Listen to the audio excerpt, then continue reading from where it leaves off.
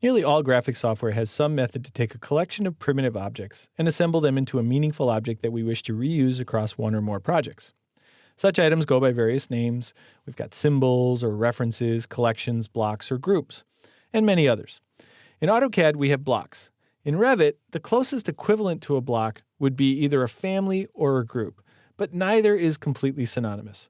So what I'd like to do here is kind of talk about what the differences are between families and groups and kind of equate those as best as I can to how they may or may not match up to the functionality you're used to with blocks in AutoCAD.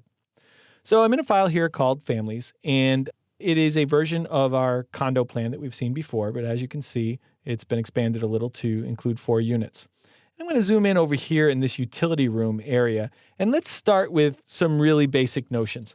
If you were working in AutoCAD and drawing a similar plan like this, when it came time to add the door or the hot water heater or the furnace, you would add those items typically with a block because you would not want to draw all the individual lines in the arc that make up the door and then draw it again and again. For other instances, you would simply draw it once and then use that block over and over again.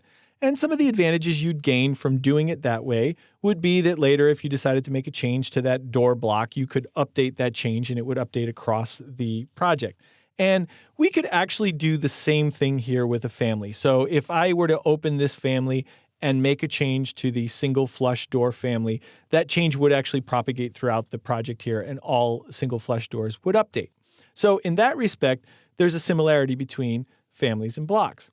And we have some other examples here. We've got a hot water heater. This is also a family. We've got this furnace here. This is also a family. Another similarity we have here is that blocks are often stored externally to the project up on a network server somewhere. We will see the same kind of strategy being employed with families. So you would probably go out to a network server to find these hot water heater and the furnace and the washer and the dryer. So those are the similarities. However, in Revit, families are much more fundamental to the structure of the program. So in the previous movie, we talked about categories and those being the fundamental characteristic that defines the behavior of each object.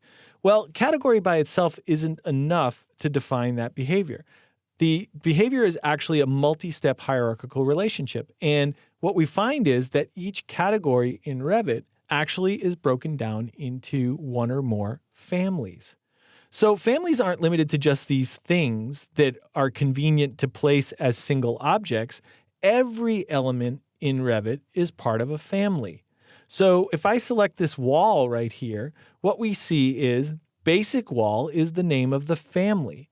And if I select the door, single flush is the name of the family.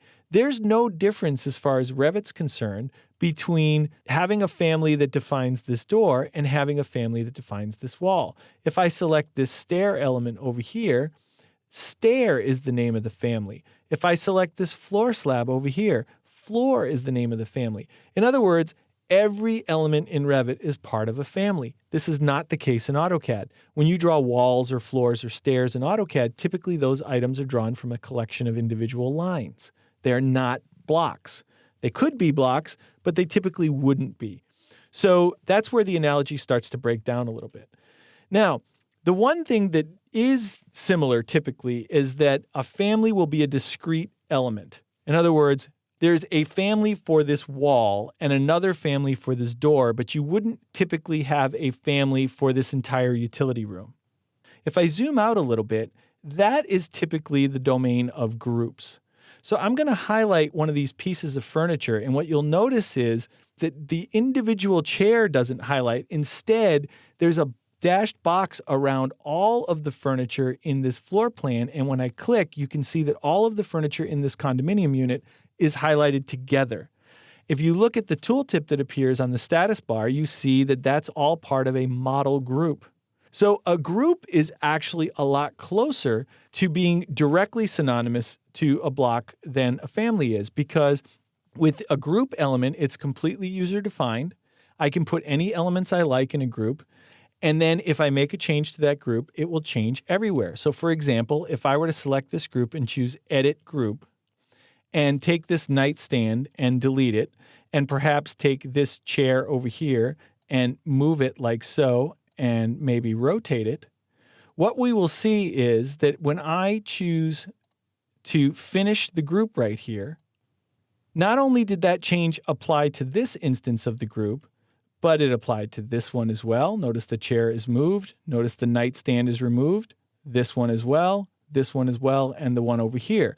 Because all of those groups were instances of that same group definition. And so the process I just went through would be very similar to editing a block in AutoCAD.